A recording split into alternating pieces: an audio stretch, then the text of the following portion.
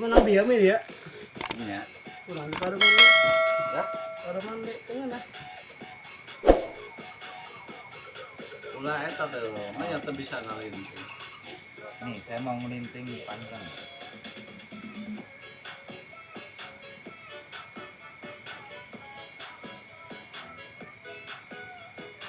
Dulu waktu anak-anak main sama saya kan bawa lintingan kayak gini putih. Enggak tahu ganya kan. Gak tahu Pak? Enggak tahu ganya. Ganja. Oh, orang-orang kan ini dulu masih belum ramai kayak sekarang. Pengen apa? Di sama polisi ditangkap enggak. Hanya saya mah enggak tahu. Jadi sebelahnya tapi kok enggak kelihatan banget kayak abah rokok biasa. Masih dia. Wah, ya gitu. Tanda sayang itu namanya.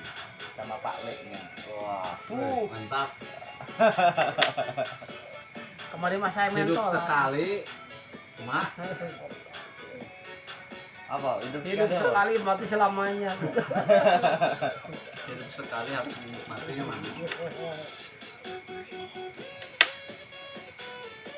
99% loh. Orang pusing itu cuma gara-gara satu apa? Duit. Duit. Orang berantem gara-gara nggak ada garam. Gak kuat beli garam.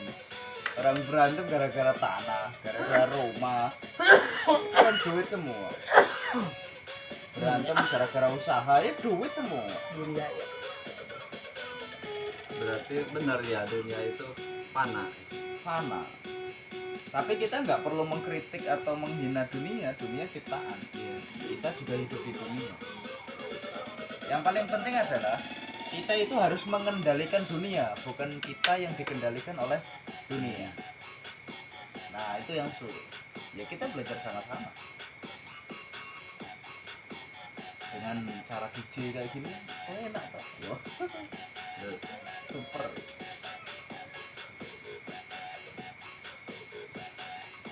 Acaranya malam ini mau ngapain? Ngopi apa?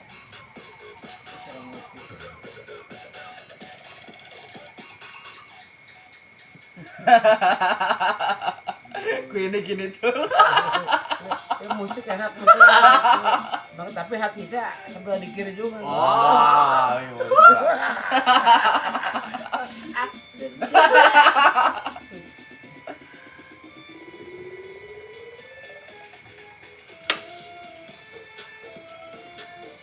enak loh. Masya Allah nikmat. Saya mau usul kemarin bilang sama yang punya rumah itu tuh pengen minta lampu yang stop. Udah katanya udah ada tapi rusak. Biar terang toh. Iya. Biarin dulu. Baru belum bikin rumah belum jadi udah dikritik tetangga. Tuh itu yang ada komputer. Oh, Ya alah. yang kan kalau yang udah lama itu. Kan dulu ada punya kata tapi rusak katanya. Usul saya nih gitu. Biar Terang. ada kakak sepupuan saya yang orang kota yang punya parkiran di AP di Asia Plaza. Dia ke sini ke kolam ke sini katanya mau tapi nama yang mana Padepokan teh saya bilang gitu. Kakak sepupuan saya iya. Dia mau main ke sini mau lihat katanya gitu. Bukan Padepokan Saung. Belum resmi di Padepokan gitu.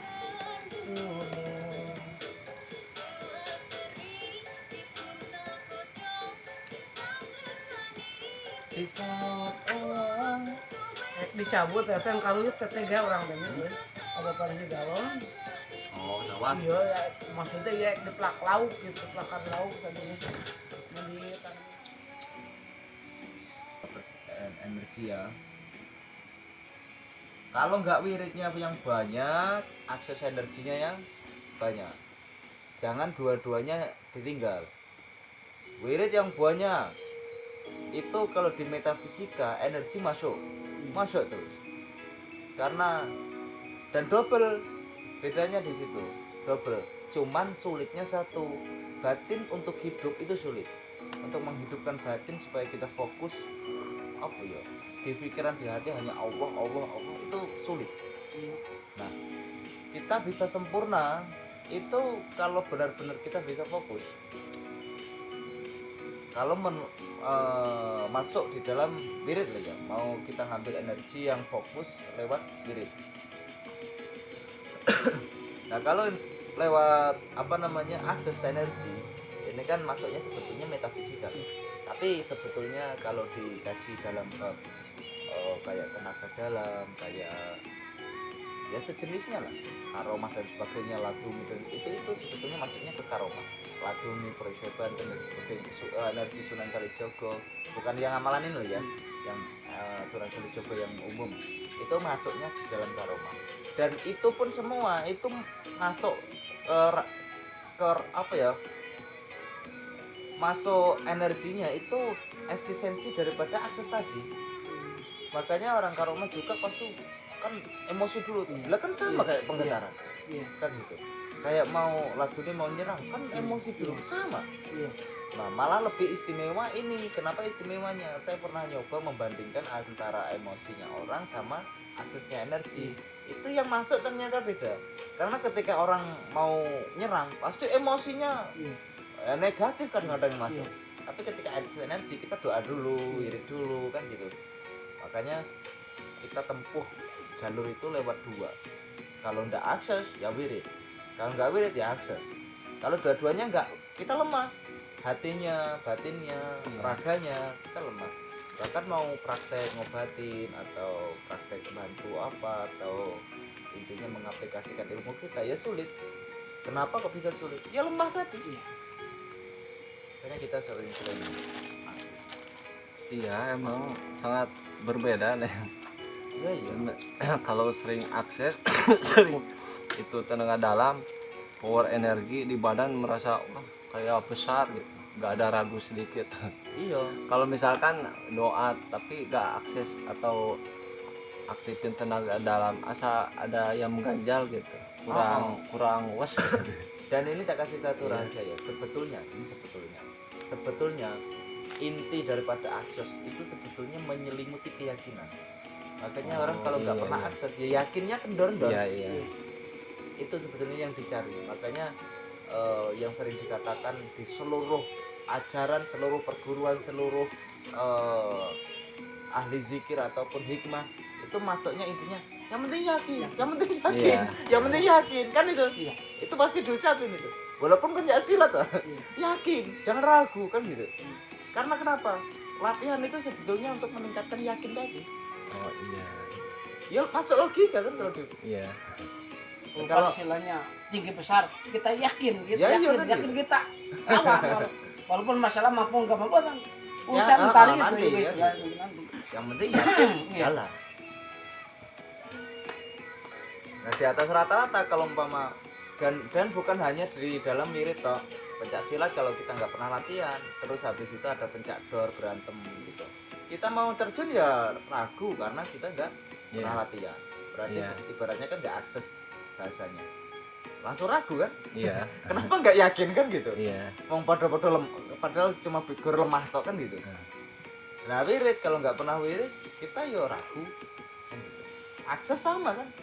Jadi kita mau pakai kacamata metafisika atau kerohanian atau keagamaan atau kependekaran atau kanuragan kadidais, pokoknya terserah mau kacamata apapun tetap bebas. Yang penting yang dituju cuma satu itu. Dan semua itu cuma mendorong itu. Kadang orang mengatakan, terus kalau nggak pernah wirid, nggak pernah akses, nggak pernah belajar tapi bisa yakin gimana?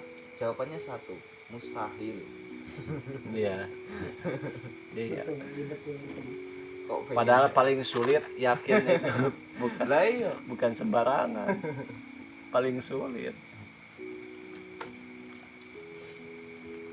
Masalah yakin maksudnya keimanan kan. Iya ya, padahal tahu ya supaya keyakinan lebih kebal, tapi aksesnya malah malas. Makanya Capek. ya itu tadi, makanya saya sering bilang orang itu harus mempunyai cita-cita, dan cita-cita itu harus dikejar dan harus butuh namanya perjuangan, dan namanya perjuangan butuh pengorbanan. Iya Kalau sih. nggak mau berkorban maka nggak usah berjuang.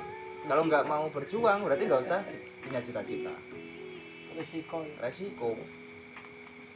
Apa yang instan? Sekarang contoh aja. Allah menciptakan bumi, langit dan seisinya itu bukan kondangnya mas. Yang masyhur itu dimulai dari hari apa? Minggu. Selesai hari Jumat. Nah, ada waktu istirahat di Sabtu kan. Nah itu beberapa ulama mengatakan apa ya? Sabtu itu tadi sebetulnya nggak dijadiin hari sebetulnya karena hari libur. Terus pokoknya nggak tahu lah, saya nggak paham itu kalau bab itu. Intinya gini, kenapa Allah nggak langsung diciptain sehari gitu? Padahal Allah bahasanya ibaratnya gini, satu kedipan, jangan membayangkan Allah manusia loh, kedipan kan manusia, sifatnya manusia.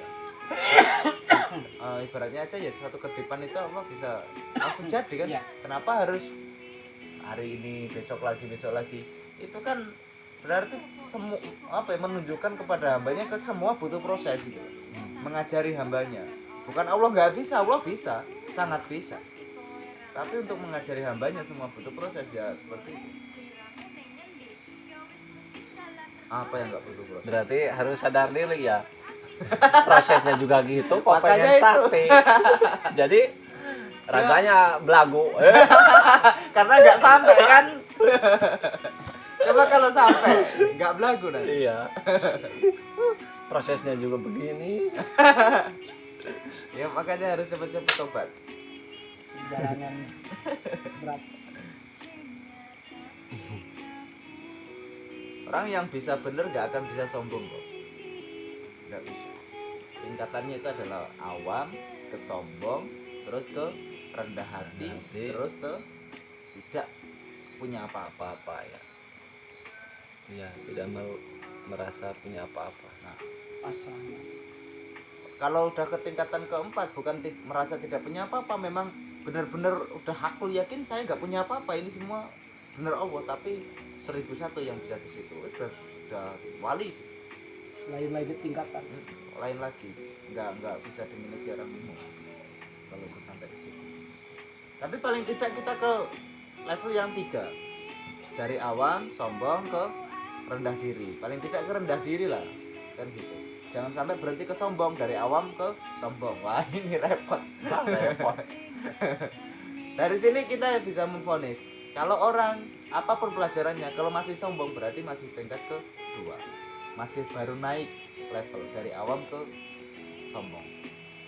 Sombong ini ya dia udah punya ilmu tapi kan masih sombong. Makanya kalau dia tetap tolabul ilmi, cari ilmu, dia akan meningkat level ketiga yaitu rendah hati.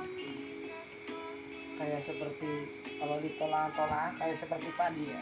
Hah? Seperti padi. Semakin berisi semakin Oh, iya, menunduk. mungkin nunduk. Kayak gitu. Makanya itu. Dan itu memang sanepan yang dari dulu sampai sekarang masih dipakai. Jadilah seperti padi, yang semakin berisi semakin menunduk. Kalau semakin menjulang maka dia kelihatan banget semakin kopong, nggak ada isinya, Kosong. kosong. Tapi ya tetap harus diingat, semakin tinggi pohon berdiri maka apa? Semakin besar terjangan angin. Nah, itu harus diingat-ingat untuk fondasi kita. Kalau kita selalu mengingat itu, ada terjangan dari lain, dan terjangan ini tadi beda-beda loh ya, ingat. Ada yang ini kan intinya godaan lah. Ada yang godaan langsung ke diri kita sendiri, ada yang godaan lewat ibu kita, bapak kita, kadang ada godaan lewat keluarga kita, istri, anak, teman, masyarakat dan sebagainya. Komplit ya. Komplit. Godaan itu dari mana-mana. Beres ini adanya. Ya iya. Contoh, setan itu akan mencari supaya kita itu lemah. Kita langsung digoda lewat bisikan. Kok bisikan kita sudah tidak mempan, setan biasanya menggoda kita lewat istri. Kok ya kalau kita kan kadang dibisiki kita suruh maksiat dan sebagainya. Kok kita nggak mempan di situ. Kita nggak maksiat, kita nggak zina, kita nggak minum alhamar, kita pokoknya nggak mempan. Maka si setan akan menggoda lewat istri. Mama yang punya istri ngomel, istri tidak meridoi, istri tidak menyetujui. Kalau tidak, mama itu sudah kita tidak mempan, menggoda lewat anaknya rewel, anaknya nakal, anaknya pokoknya kayak gitu. Oh iya. Kalau enggak kok tetap enggak mempan, digoda lewat ibu. Ibu kita sering marahin kita, ibu kita sering tidak setuju dengan kita, ibu kita melarang kita untuk kolab dan sebagainya, itu kan godaan sama. Kalau tidak, setan akan menggoda lewat teman kita supaya kita nongkrong terus, main terus meninggalkan yang kita kerjakan. Loh, terus kalau enggak kita digoda lewat kerjaan kita supaya kita sibuk ke kerjaan, supaya Iya. kita enggak ada waktu untuk berzikir dan sebagainya. Iya. Setan enggak akan mengalah terus dia. Iya ya. Terus. Ada kemauan pasti ada godaan. Makanya itu. Udah hati tenang-tenang ada ya. Gak bosan-bosan setan ganggu ya. Lah ya enggak capek-capek. Makanya saya sering bilang, wes toh, bahagianya kita, syukurnya kita, jangan harus ada yang datang. Iya. Duit datang harus bersyukur, istri senyum harus bersyukur. Lah setan yang godanya lewat itu kok. Kita setiap saat harus bersyukur aja. Ya kayak gini, nggak ada apa-apa mbak. Syukur. Walaupun berat tapi harus dilatih. Lama-lama terbiasa. Jangan kita bersyukur kalau kita mendapatkan sesuatu.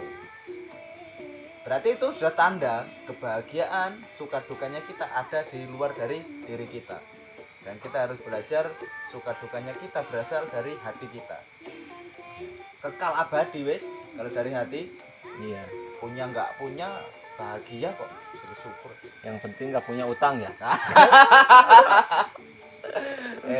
ahli pak itu ya, utang ahli ya. Makanya mbahnya utang terus.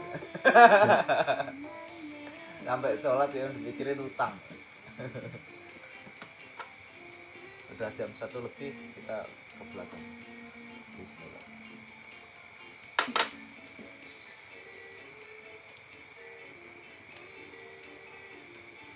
Sana.